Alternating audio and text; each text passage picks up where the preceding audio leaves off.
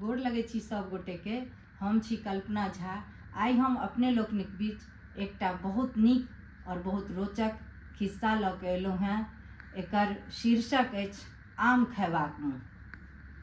तऽ एखन जे छै से आमक मास अछि और की कहै छै ई हम उम्मीद करै छी जे अहाँ सबके ई जरूर नीक लागत। जँ नीक लागय तऽ प्रतिक्रिया जरूर देब। ई किस्सा एहि प्रकारे अछि जे एकटा जे छै से बालकके विवाह ठीक भेलनि।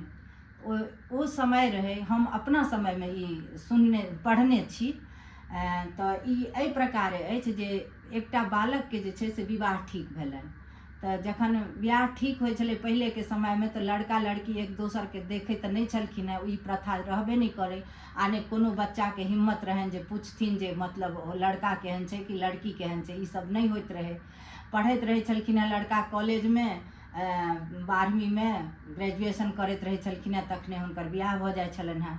तऽ लड़काके जे छै से पिता चिट्ठी लिखलखिन जे अहाँके जे छै से एहि तारीखके एहि तिथिमे अहाँके बिआह ठीक भेल अछि, से अहाँ जे छै से चलि आउ। तऽ लड़का जे छै से पिताके आज्ञाके अनुसार जे छै से अपन चिट्ठीके मुताबिक, डेटके मुताबिक जे छै से आबि गेलखिन। लड़का पढ़ैत रहथिन तऽ जतऽ पढ़ैत रहथिन ओहिठामसँ अपन से आबि गेलखिन। तऽ रस्ता जे रहै से जखन स्टेशनसँ लोक उतरैत रहै तऽ पहिने तऽ यातायात सुविधा सेहो ओकर बहुत अभाव रहै गाम घरमे। तऽ जखन उतरलखिन स्टेशनपर या बससँ जखन उतरलखिन ओ, तऽ पैरे पैरे जेठ मास रहै और मतलब अटट रौद रहै। दुपहरियाके समयमे ओ जे छै से कलमे कलमे खेते खेते ओ जे छै से घर दिस जाइत रहथि। तऽ हुनका जे छै से बहुत जोरसँ प्यास लागि गेलनि। तऽ प्यास जे लगलनि तऽ ओहिठाम रास्तामे कतहु कल तल नहि भेटलनि। तऽ देखलखिन कि थोड़े दूर अयलाके बाद देखलखिन जे एकटा खोपड़ी बान्हल छै, मचान छै, आ ओहिके मचान परमे जे छै से एकटा लड़की बैसल छै और एकटा छोट बच्चा जे छै से ओहि लड़कीके सङ्गमे बैसल छै। ओहिके खोपड़ी मचानके तौरमे जे एकटा बसनीमे पानि छै, बस ओहिपर गिलास छै, एकटा आम सेहो राखल छै। तो जखन ओ लड़का देखलखिन तऽ हुनका जे छै से बहुत मतलब पानि पीबाक बहुत इच्छा भेलनि। हिम्मत कऽ कऽ ओहिठाम गेलथि ओ आ कहलखिन ओहि लड़कीसँ जे हमरा कनि एक गिलास अहाँ पानि दऽ दिअ। ओ लड़की जे छै से मतलब कनि लजाइत, कनि हिचकिचाइत जे छै से हुनका पानि देलखिन पीबै लए। जखन ओ पानि पी लेलथि ओ लड़का, तहन हुनका इच्छा भेलनि जे हम आमो खैतहुँ। तऽ ओ कहलखिन कि जे ई आमो हमरा दऽ दिअ।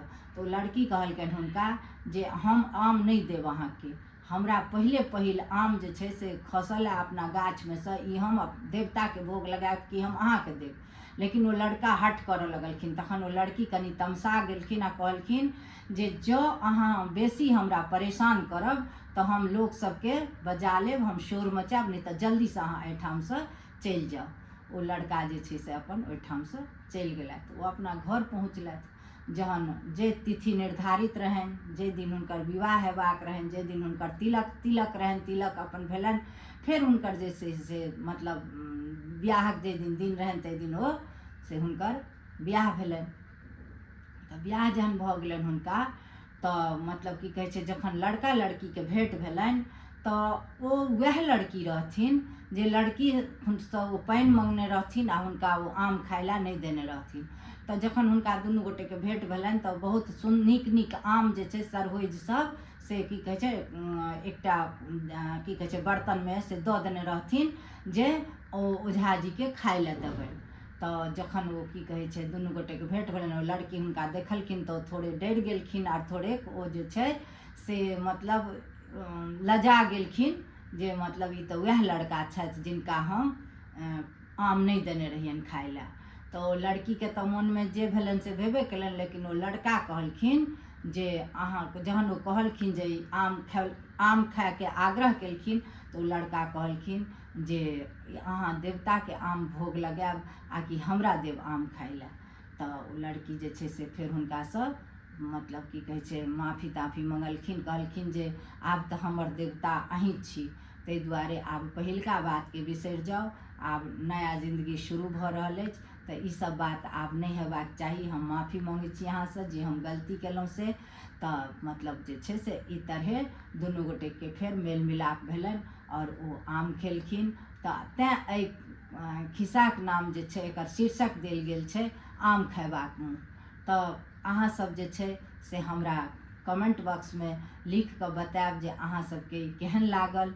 जो नीक लागत तो हम फेर से दोसरो खिस्सा जे छे से नीक नीक खिस्सा लऽ कऽ आएब और की कहै छै मतलब अपने सबके मनोरंजन करब। धन्यवाद।